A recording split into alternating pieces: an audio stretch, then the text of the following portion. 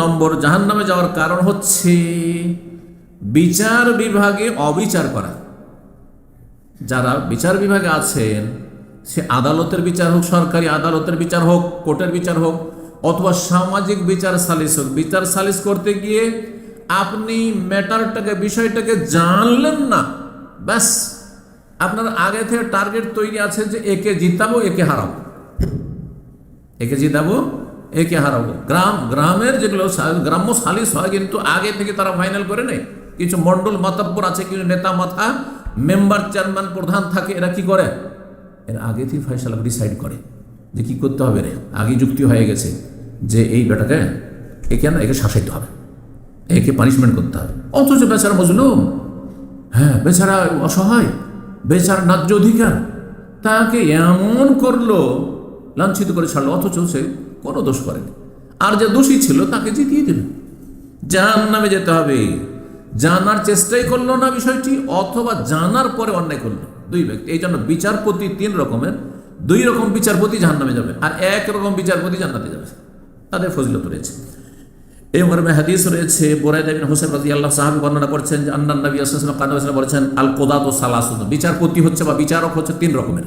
ওয়াহিদুন feel জান্নাহ, এক রকমের বিচারক জান্নাতে যাবে। ওয়া ইসনানি ফিন নার, দুই রকমের বিচারক জাহান্নামে যাবে। ফাআম্মাল্লাযী ফিল জান্নাহ, জান্নাতে কোন বিচারক যাবে? ফারাজুলুন আরাফা, যেই ব্যক্তি সত্যটা যাচাই করলো, জানলো বিষয়টা কি, তদন্ত করলো। তাহলে সঠিক তদন্ত হইতে হবে। যার তদন্ত বিভাগ আছেন, ওয়া কাযাবি, এবং সঠিকটা জানার পরে সেই অনুযায়ী, সত্য অনুযায়ী ফয়সালা করলো। ওয়া রাজুলুন আরাফাল হাক্কা, আরেকজন লোক সত্যকে জানলো, ফাজারা ফিল হুকমে, কিন্তু বিচার করতে গিয়ে জুলম করে ফেললো, সে জাহান্নামে যাবে। আর রাজুলুন কাযা লিন-নাস আলা জাহল, আরেকজন লোক বিচার করলো, আরেকজন বিচারপতি বিচার করলো, কিন্তু বিষয়টা দেখলোই না, ঘুষ খেয়ে নিয়েছে একজনের, সুতরাং তাকে কি করতে হবে? মুক্ত করতে হবে। আর যার ঘুষ পায়নি তাকে হারাতে হবে, কেসে তাকে পরাজিত করতে হবে। ফাহুয়া ফিন্নার, এও জাহান্নামে যাবে। আবু দাউদ, তিরমিজি, ইবনে মাজাহ হাদিস এবং ইমাম হাকিম হাদিসটিকে সহিহ বলেছেন।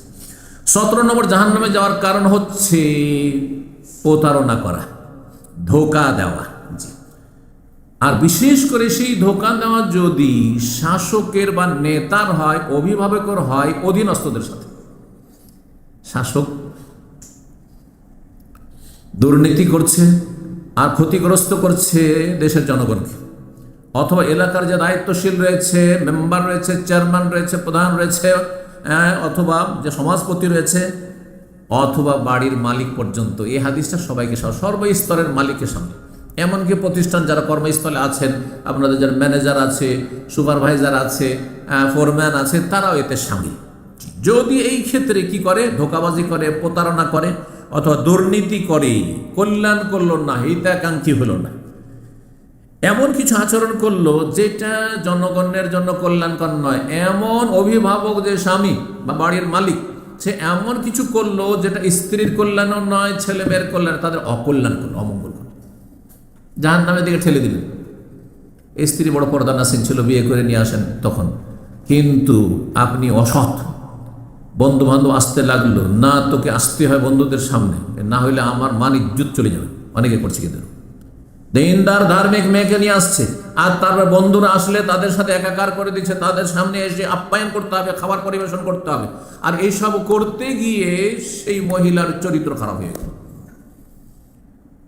ছেলে মেয়েদেরকে মিশনারি কাফেরদের স্কুল কলেজে লেখাপড়ার জন্য দিল, আর তারপর ছেলে মেয়েগুলো নাস্তিক হয়ে গেল, বেদিন, সেকুলার হয়ে গেল, ধর্ম ত্যাগ করলো, বেদিন হয়ে গেল, আল্লাহ পরকাল সম্পর্কে সন্দিহান হয়ে গেল, অবিশ্বাসী হয়ে গেল। তাহলে জাহান্নামে যেতে হয় এরকম বাপকে, এরকম মাকে, এরকম দায়িত্বশীলকে, এইভাবে এইরকম স্বামীকে। জি, বহু উদাহরণ হতে পারে। হাদিস মাআকিল ইবনে ইয়াসার রাদিয়াল্লাহু তাআলা বর্ণনা করছেন, বলছেন যে সামিউতুন নবী সাল্লাল্লাহু আলাইহি ওয়াসাল্লাম বলতে শুনেছি, মা মিন আবদিন ইয়াস্তারইহিল্লাহু আলা রাইয়্যা, কোন বান্দাকে যদি কার ওপর আল্লাহর দায়িত্ব দিয়ে থাকেন, দায়িত্ব দিয়েছেন, সে দায়িত্ব বাড়ির অভিভাবক হোক, আর কোনো কোম্পানি প্রতিষ্ঠানের মালিক হোক, অথবা কোনো এলাকার অঞ্চলের মালিক হোক, অথবা কোনো দেশের মালিক হোক, আল্লাহ যদি কাউকে জনগণের ওপর বা কিছু মানুষের ওপর আল্লাহ দায়িত্ব দিয়ে থাকেন, ইয়ামুতু ইয়ামা ইয়ামুতু ওয়া গাশুন লিরাইয়াতিহি, কিন্তু সে মারা গেল এমন অবস্থায় যে সে তার অধীনস্থদের সাথে সে খেয়ানত করলো, প্রতারণা করলো, দুর্নীতি করলো, ইল্লা হারামাল্লাহু আলাইহিল জান্নাহ, জান্নাত আল্লাহ তাদের উপর হারাম করে দেবে। এইরকম দায়িত্বশীল, অসৎ দায়িত্বশীল যারা, তাদের জন্য জান্নাতকে কি করবেন?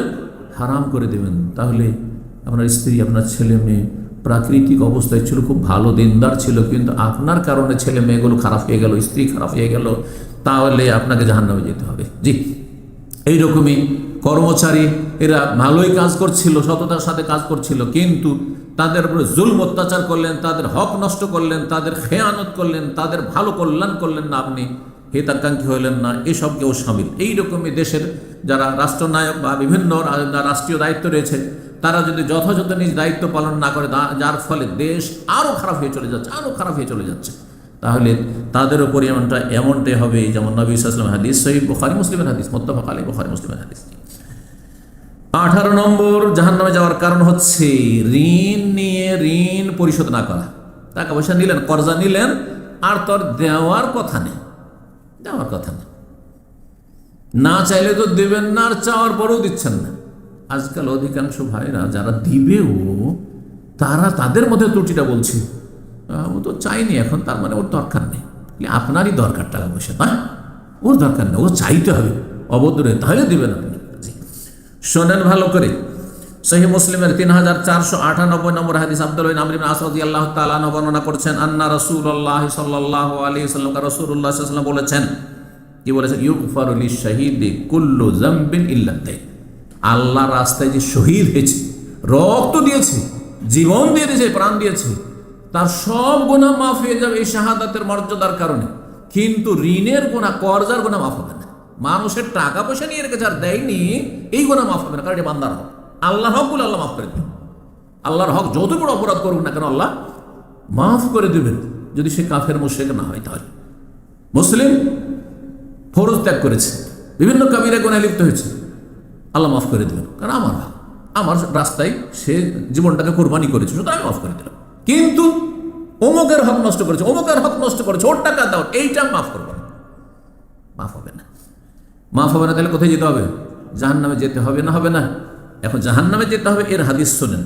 হাদিসটি আবু কাতাদা রাদিয়াল্লাহু তাআলা আনহু বর্ণনা করেছেন, আর হাদিস মুসনাদ আহমদে রয়েছে, বাইহাকিতে রয়েছে, তাবরানীতে রয়েছে। হাদিসটি হাসান, নির্ভরযোগ্য হাদিস। হাদিসের ঘটনা হচ্ছে যে একজন সাহাবী মারা যায়, আর তার ওপর কর্জা ছিল। কত টাকা জানেন? কত টাকা চিন্তা করুন, মাত্র 2 দিরহাম। দিরহাম এক রৌপ্য মুদ্রা, স্বর্ণ না, রৌপ্য মুদ্রা। আর রৌপ্য মুদ্রার দিরহাম হচ্ছে আপনার কি 4 আনা 25 পয়সা।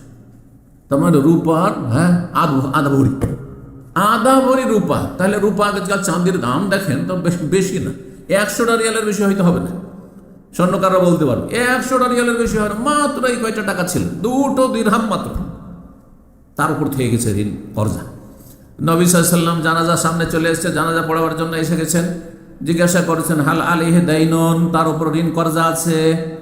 বললেন, ইয়া রাসূলুল্লাহ, শুধু 2 দিরহাম আছে, মাত্র 2 দিরহাম আছে। ওয়াসাল্লু আলা সাহেব, তোমরা জানাজা পড়ো, আমি জানাজা পড়বো না।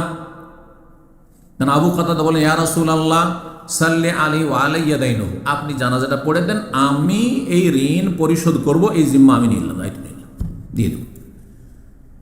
ঘটনা হয়ে গেল, জানাজা তো হয়ে গেল সেদিন, কারণ আরেকজন নিয়ে এনেছে কাঁধে। পরের দিন দেখা যাচ্ছে আবু কাতাদার সাথে, আবু কাতাদা, ওই যে 2 দিরহাম ওর বাকি আছে ঋণ, ওটা পরিশোধ করেছো? ইয়া রাসূলুল্লাহ, আজকে করা হয়নি, করব। কিছু বললেন না নবী সাল্লাল্লাহু আলাইহি ওয়াসাল্লাম। তৃতীয় দিন, তারপরের দিন আবার জিজ্ঞাসা করছেন, কি করেছো সেই 2 দিরহাম? সেটা পরিশোধ করেছো, ওই লোকটাকে দিয়েছো যে পাবে তার কাছে? ইয়া রাসূলুল্লাহ, আজকে দিয়ে দিয়েছি, আজকে দিয়ে দিয়েছি। নবী সাল্লাল্লাহু আলাইহি ওয়াসাল্লাম কি বলেছেন শুনে, লক্ষ্য নিয়ে, আল আন বারিদাত জিলদাতুহু, দাও দাও করে সে জাহান্নামের আগুনে জ্বলছিল, এখনো জাহান্নামে যায়নি, কিন্তু জাহান্নামের আযাব যে কবরে হচ্ছে, ওই কবরে জাহান্নামের আযাবে জ্বলছিল দাও দাও করে।